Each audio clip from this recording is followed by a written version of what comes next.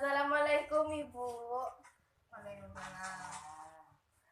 Perkenalkan, nama saya Nur Hasanah. Saya ahli gizi di rumah sakit ini. Kedatangan saya di sini, saya akan memberikan edukasi gizi mengenai pengaturan makan yang seharusnya dilakukan oleh Ibu W. Saya mohon izin untuk memberikan slide ini.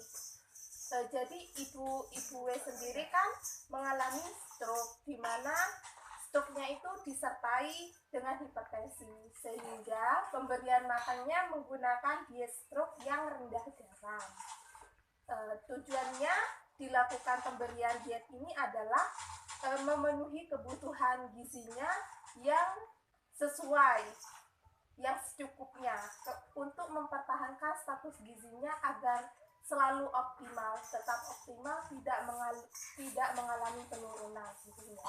Kemudian selain itu untuk memperbaiki keadaan kondisi Ibu W sendiri, untuk memperbaiki keadaan kondisi Ibu W sendiri, di mana yang kita ketahui Ibu W sendiri kan mengalami stroke dengan hipertensi, sehingga perlu diturunkan adanya tekanan darah tersebut untuk menunjang kesembuhan Ibu W.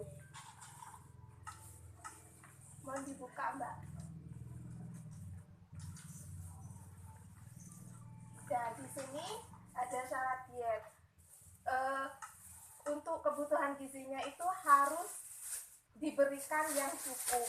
Di dalamnya harus terkandung protein, kemudian lemak, karbohidrat, dan itu semua harus dicukupi. Untuk vitamin dan mineral serta serat itu harus terpenuhi. Batasi konsumsi natrium atau garam. Kemudian cairannya itu harus cukup 8 gelas per hari. Kemudian bentuk makanannya disesuaikan dengan kondisi ibu. Makanan yang diberikan harus dalam porsi yang kecil dan sering. Bisa dilihat pada macam-macam diet stroke, Mbak. Nah, Ibu W sendiri saat ini telah mendapatkan diet stroke yang 2B dalam bentuk makanan tim. Ini disesuaikan dengan kondisi Ibu W sendiri. Ibu W dalam tahapan pemulihan untuk saat ini, yang nantinya dapat ditingkatkan terus sampai memperoleh makanan biasa. Untuk saat ini masih dalam tahapan nasi tim, bentuk tim, karena selain belum sembuh total, Ibu W kan masih mengalami mual muntah, sehingga perlu adanya pengaturan dalam menu makan tim ini, dan nantinya akan ditingkatkan menjadi bentuk makanan biasa pada umumnya, yaitu makan nasi pada biasanya.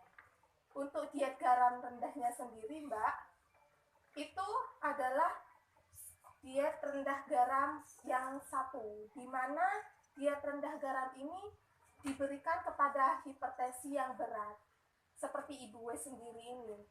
Tekanan darahnya sangat tinggi dan termasuk dalam kategori hipertensi yang berat, sehingga dalam pembuatan makanannya itu tidak dianjurkan, tidak diperbolehkan ditambahkan garam dapur. Garam-garam yang biasanya dipakai itu tidak diperbolehkan ditambahkan. Nah, di baliknya sendiri ada bahan makanan yang dianjurkan dan tidak dianjurkan. Yang dianjurkan ini yang boleh dikonsumsi. Kemudian yang tidak dianjurkan ini sebaiknya jangan diberikan kepada ibu Anda.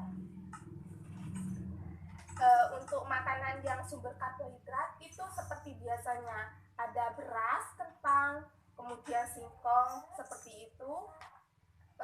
Untuk yang produk olahan yang tidak dianjurkan untuk diberikan, yang tidak boleh diberikan, itu bahan-bahan yang di dalamnya mengandung garam dapur ataupun soda kue atau baking powder, kemudian kue-kue yang terlalu manis dan gurih. Contohnya seperti roti dan biskuit kemasan.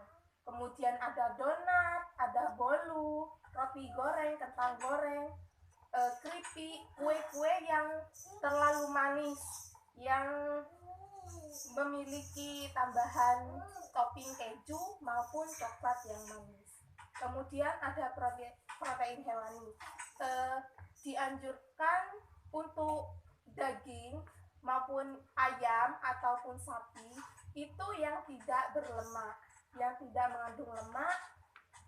Itu ukurannya maksimal 100 gram. Kira-kira dalam satu kali makan ukurannya seperti ini, Mbak. Satu kali makan. Jika ukuran kecil hingga sedang, tidak diperbolehkan ukuran yang terlalu besar. Untuk konsumsi telur ayam itu hanya diperbolehkan 1 kali per hari, maksimal seperti itu.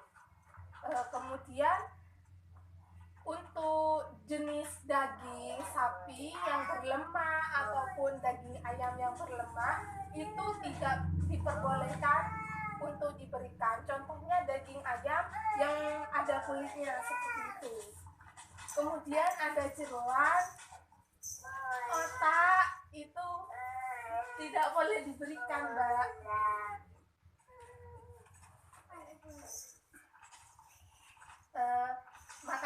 Makanan yang diawetkan seperti kornet, seperti itu, kornet, ikan asin, keju yang ada garam-garamnya itu nggak boleh diberikan, Mbak.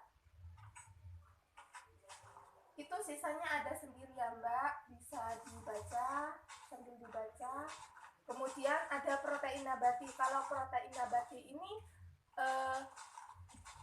dapat semuanya diberikan dengan catatan tidak boleh ada garamnya di dalamnya. Kemudian dalam bentuk gorengan, maksudnya pengolahannya dengan cara digoreng itu tidak diperbolehkan.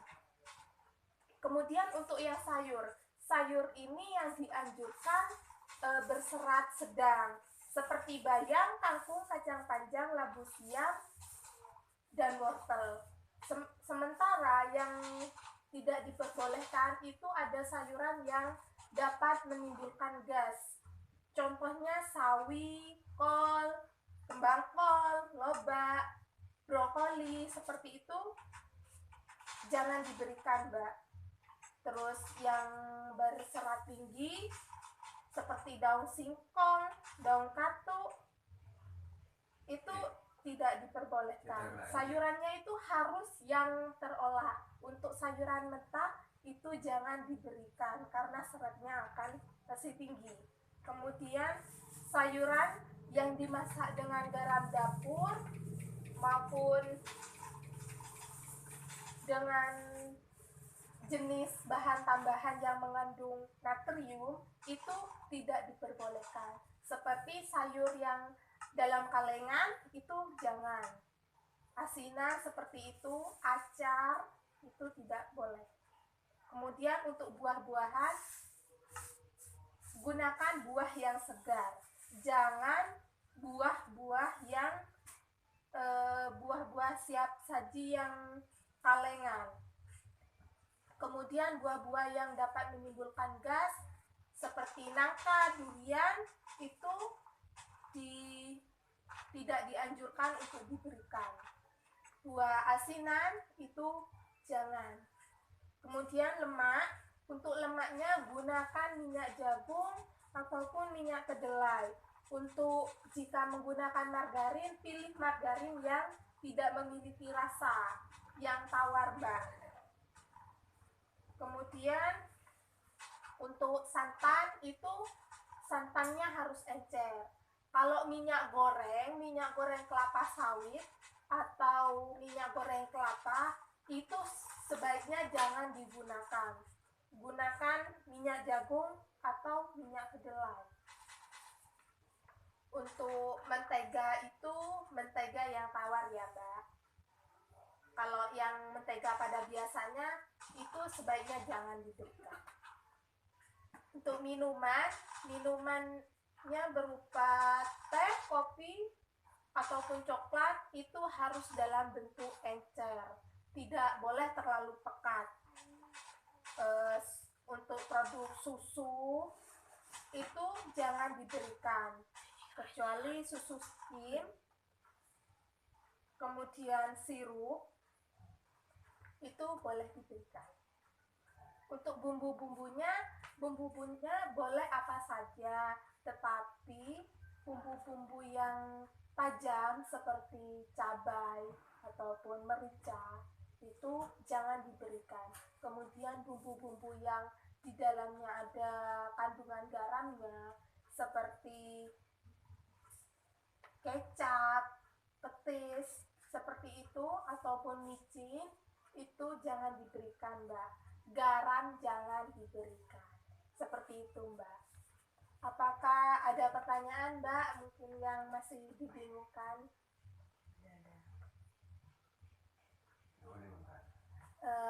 Kalau begitu cukup sekian edukasi gizi pada Ibu W.